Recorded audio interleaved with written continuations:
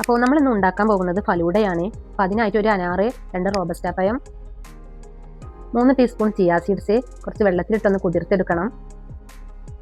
അപ്പോൾ ഇതിലേക്ക് നമുക്ക് ക്യാരമൽ ഒന്ന് ഉണ്ടാക്കിയെടുക്കണം. അതിന് വേണ്ടിയിട്ട് 3 ടീസ്പൂൺ പഞ്ചസാര ഇട്ടെടുത്തിട്ടുണ്ട്. അത് നന്നായിട്ടൊന്ന് മെൽറ്റ് ചെയ്തെടുക്കണം. അപ്പോൾ അത് നന്നായിട്ട് മെൽറ്റായി വന്നിട്ടുണ്ട്. പാത്രത്തിലേക്ക് 1/4 കപ്പ് പാൽ ഒഴിച്ചെടുക്കാം. സേമി നമുക്ക് ഇതിലൊന്ന് വേവിച്ചെടുക്കണം. അപ്പോൾ സേമി ഇതാ അവിടെ വെന്തിട്ടുണ്ട്. നമുക്ക് മാറ്റി വെക്കാം. ഒരു പാത്രത്തിലേക്ക് കുറച്ച് പാലെടുത്തിട്ടുണ്ട്. അതിലേക്ക് 3 ടീസ്പൂൺ കസ്റ്റാർഡ് പൗഡർ ഇട്ട് നന്നായിട്ടൊന്ന് മിക്സ് ചെയ്യണം. കട്ടകളൊന്നും ഇല്ലാതെ നന്നായിട്ടൊന്ന് മിക്സ് ചെയ്തെടുക്കണം. 3 ടീസ്പൂൺ മിൽക്ക് മെയ്ഡ് കൂടെ ചേർത്തെടുത്തിട്ട് നന്നായിട്ടൊന്ന് ഇളക്കി കൊടുക്കണം.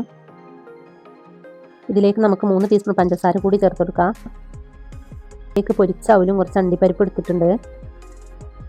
നമ്മൾ വേവിച്ച് വെച്ച സേമിയിലേക്ക് കസ്റ്റാർഡ് പൗഡർ മിക്സ് ഒന്ന് ഒഴിച്ചു കൊടുക്കാം. എന്നിട്ടൊന്ന് വേവിച്ചെടുക്കാം. അപ്പോൾ നമുക്ക് ക്യാരമൽ ഒന്ന് ഒഴിച്ചെടുക്കാം ഗ്ലാസ്സിലേക്ക്. പിന്നെ അതിൻ്റെ മുകളിൽ ചിയാ സീഡ് ഇട്ട് കൊടുക്കാം. അപ്പോൾ അതാ നമുക്കിതിലേക്ക് സേമിയ ചേർത്ത് കൊടുക്കാം. മുകളിൽ കുറച്ച് അനാറും കട്ട് ചെയ്ത പഴം കൂടെ ചേർത്ത് കൊടുക്കാം. പൊരിച്ച അവല് ചേർത്ത് കൊടുക്കുക. മുകളിൽ കുറച്ച് ക്യാരമൽ ഒഴിച്ച് കൊടുക്കുക. വീണ്ടും കുറച്ച് ചിയാ സീഡും സേമിയയും ചേർത്ത് കൊടുക്കുക. ഇതിൻ്റെ മുകളിൽ കുറച്ച് അനാറും പഴവും പൊരിച്ച അവലും കൂടെ ചേർത്ത് കൊടുക്കുക. എൻ്റെ കയ്യിൽ ഇപ്പോൾ ഐസ്ക്രീം ഇല്ല. ഐസ്ക്രീം ഉണ്ടെങ്കിൽ അതുകൂടി നമ്മൾ ചേർത്ത് കൊടുക്കണം. അപ്പോൾ ഇതാ നമ്മുടെ വെറൈറ്റി ഫലൂദ ഇവിടെ റെഡി ആയിട്ടുണ്ട്. അടിപൊളി ടേസ്റ്റാണ്. ട്രൈ ചെയ്യാൻ മറക്കല്ലേ.